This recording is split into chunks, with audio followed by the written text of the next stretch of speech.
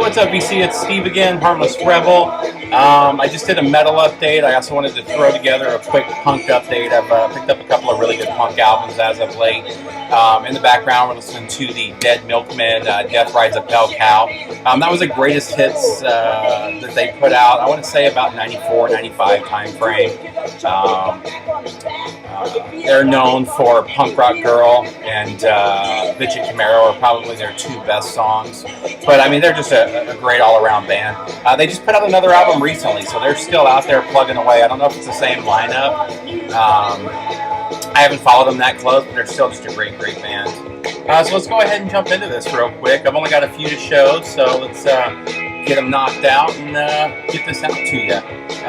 First up, we got Let Them Eat Jelly Beans. 17 extracts from America's Darker Side.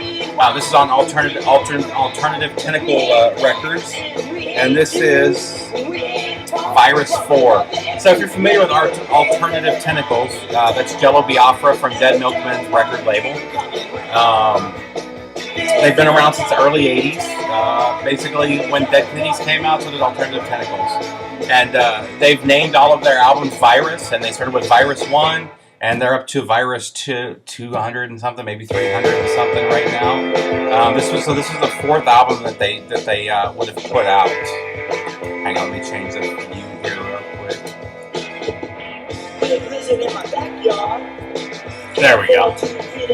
So this one is a great comp. It's got Flipper, DOA, Black Flag, Dead Kennedys, obviously, Bad Brain, Circle Jerks, Really Red, The Feeders, and the Subhumans.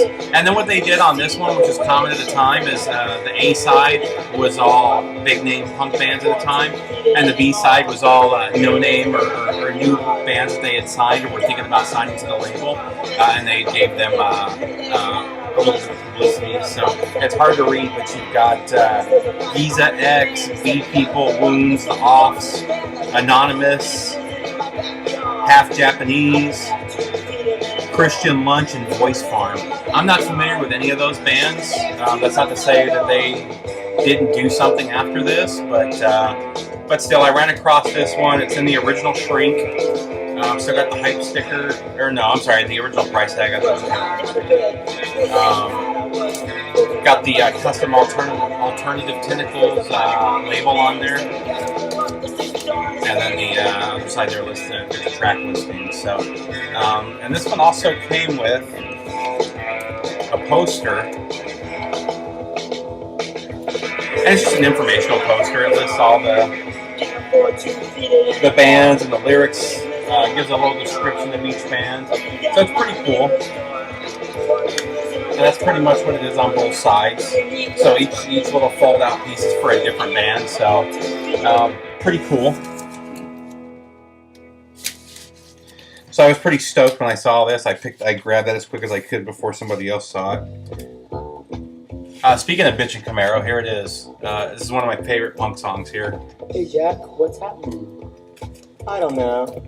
Well, we were around town. So Let Them Eat Jelly Beans, Alternative Tentacles. And I think I paid $6.99 or $7.99 for that, so not too bad. It goes for 10-15 bucks.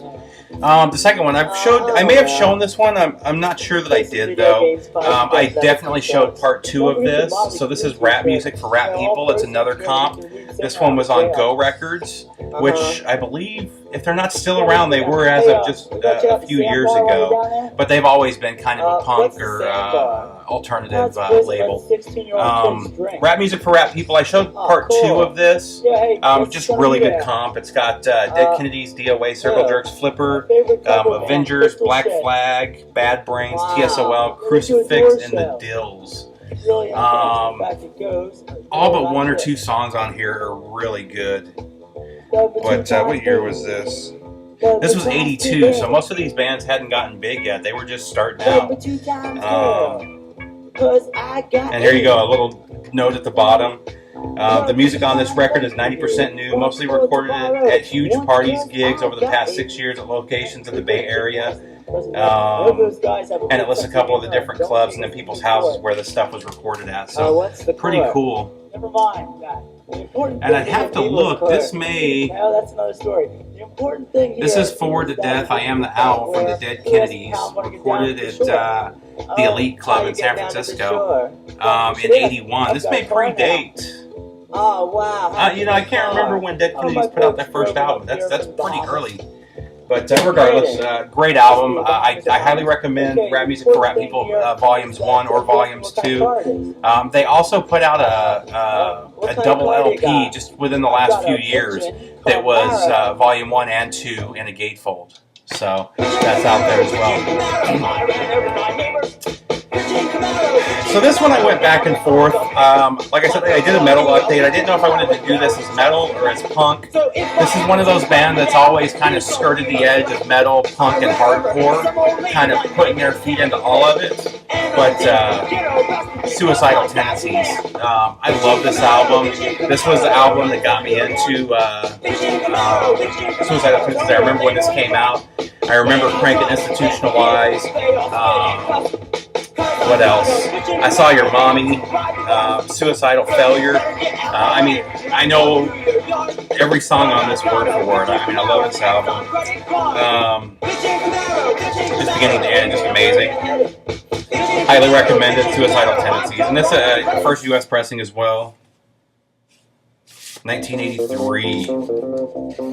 And I think I paid $12 for this one at Mojo Vinyl out here. And I bought this on a buy two, get one free day. So I had bought two other $12 albums and got one for free. So I guess I actually paid about $9 a piece.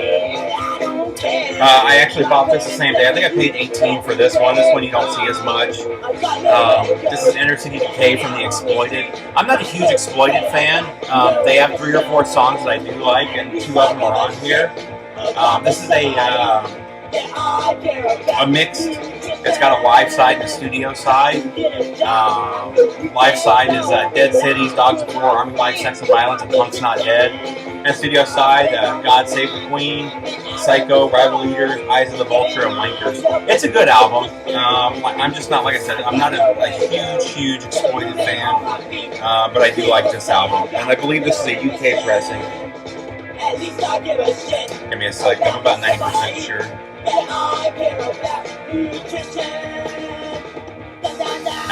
I'd have to look it up.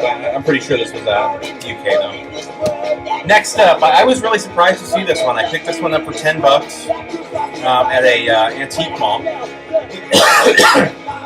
This is the Clash Combat Rock, which also got a lot of stuff from '82 here, but also from '82. Obviously, Rock the Casbah, the biggest song from here. I like the whole album. A lot of people list this as is the best Clash album. I can't say that I can really argue with that. It's a great album. And this one is the second pressing from 1982.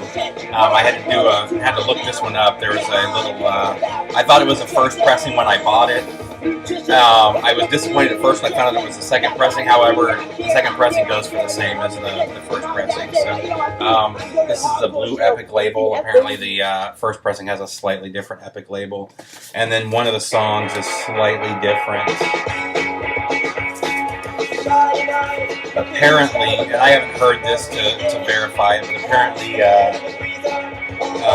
Inoculated City has a commercial in the middle of it in the first pressing that they removed from the second pressing for whatever reason. Like I said, I've never heard it, so I don't know what the reasoning behind removing it was, but Combat Rock. I also ran across a really nice first pressing of Sandinista today, but they wanted $85 for it. That may be a good price. I just wasn't willing to pay $85. So that's not to say that if it's there in a week, I may look it up and decide that's a great price. You never know. Next up, we've got Rancid. I don't remember where I ran across this one. This again is the first pressing. This is from '93. I love Rancid, especially their first 3 albums. I go back and forth with them after that. Every album they released after that, I like some of the songs, but I don't like the albums as a whole. Whereas with these first 3 albums, I love them from beginning to end. Same way with Operation Ivy, for those that aren't familiar or don't know the connection. Operation Ivy, I believe it's 2 members of Operation Ivy went on to form Rancid. Pretty much the same band. Tim Armstrong, who's the main force behind both bands, is both of them. So, but Rancid. That's it for my metal update, or I'm sorry, for my punk update. Like I said, I'll keep this one short. There's only a couple albums, so other than that, have a good one, and take care, VC. Thanks for watching.